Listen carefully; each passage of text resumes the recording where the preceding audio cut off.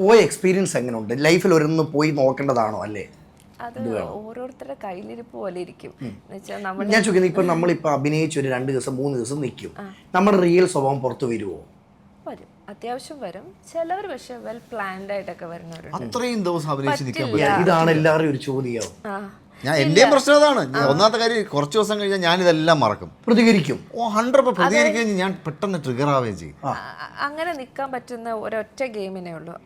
ബാക്കി എല്ലാവരും ഒറ്റപ്പെടുത്തുന്ന ഒരാള്. അതെ, ഇപ്പൊ രജിത് കുമാറിനെ പോലെ ഒരു വ്യക്തിയൊക്കെ എന്ന് വെച്ചാൽ അങ്ങനെയൊക്കെ ആണെങ്കിൽ എന്ന് വെച്ചാൽ ആരും നമ്മൾ ബോധർ ചെയ്യേണ്ട കാര്യമില്ല. ഇവരെല്ലാം നമുക്ക് എഗെയിൻസ്റ്റ് ആണല്ലോ. പിന്നെ ഇവരുടെ സന്തോഷമോ ഇതൊന്നും നമുക്ക് ബാധിക്കില്ല.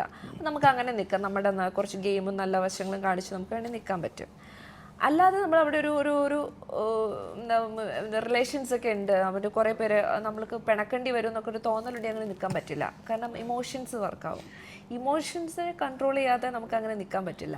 അപ്പം എല്ലാവരും നമ്മൾ ഒറ്റപ്പെടുത്തി നമ്മൾ ഗെയിമിനാണ് വന്നത്, ഇവനെ എന്ത് വേണേൽ പറഞ്ഞോട്ടെ ഇരുന്ന്, ഞാൻ എൻ്റെ ഗെയിം പ്ലാനിൽ മാറത്തില്ല, അങ്ങനെയാണെങ്കിൽ നിൽക്കാം. ബിഗ് ബോസിന് ശേഷം നഷ്ടപ്പെട്ടത് എന്തൊക്കെയാണ്? നല്ല കഥാപാത്രങ്ങൾ. എനിക്ക് പിന്നെ നെഗറ്റീവൊക്കെ വിളിച്ചു തുടങ്ങി. അതുവരെ എന്നെ ഭയങ്കര പാവമായിട്ട് കണ്ടുകൊണ്ടിരുന്നവരൊക്കെ പിന്നെ നെഗറ്റീവ് ചെയ്യാൻ പറ്റുമോ, വില്ലത്തി ചെയ്യാൻ പറ്റുമോ എന്നൊക്കെ ചോദിച്ചു തുടങ്ങി. ഇന്നും സീരിയലിലാണെങ്കിലും ബിഗ് ബോസിൽ കയറുന്ന ആർട്ടിസ്റ്റുകൾ ചിന്തിക്കുന്ന ഒരു കാര്യം, സിനിമകൾ എന്നെ തേടി വരും. കറക്റ്റ്. ശരിക്കും ഒരിക്കലും അതൊരു ബിഗ് ബോസ് പ്ലാറ്റ്ഫോം സിനിമയും തമ്മിൽ ഒരു ബന്ധവും ഇല്ലുണ്ടോ? ഇല്ല. എന്നറിയാം, ആദ്യം സാബുമോൻ പോയപ്പോൾ സാബുവിന് ആ വഴി സിനിമ കിട്ടി, ഒരു ലൈഫ് കിട്ടി എന്ന് പറയുന്നു. അതിനുശേഷം ഇപ്പോൾ രജിത് സാറാണെങ്കിലും അദ്ദേഹവും സിനിമ ചെയ്യുന്നുണ്ട്. ഇപ്പോൾ പോയ അഖിൽമാരാണെങ്കിലും സിനിമ ചെയ്യുന്നുണ്ട്. അപ്പോൾ അങ്ങനെ ഒരു വലിയ സിനിമാ താരങ്ങളായില്ലെങ്കിൽ അതിനകത്ത് സാബു മാത്രമാണ് ഒരു. പക്ഷേ ഈ പറഞ്ഞ 3 പേരും ബിഗ് ബോസ് വിന്നറാ. അതെ അതെ അതെ അതെ. അപ്പൊ അതുകൊണ്ട് ഇപ്പൊ ബിന്നി പോയപ്പോഴും ബിന്നി എൻ്റെ അടുത്ത് പറഞ്ഞു, ഞാൻ ചോദിച്ചു ബിന്നി അടുത്ത് എന്താണ് ബിന്നിയുടെ സിനിമ.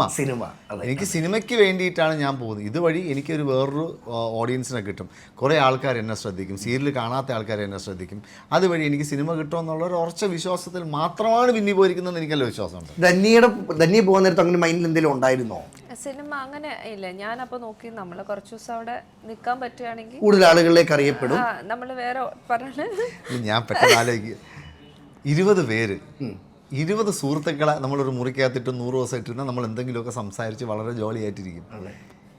20 പേര് നമ്മൾ കൊണ്ടിട്ടിട്ട് നമ്മൾ ഇവിടെ നിന്ന് പോകുമ്പോൾ മൈൻഡ് സെറ്റ് എന്താണ്? 20 ശത്രുക്കളാണ്.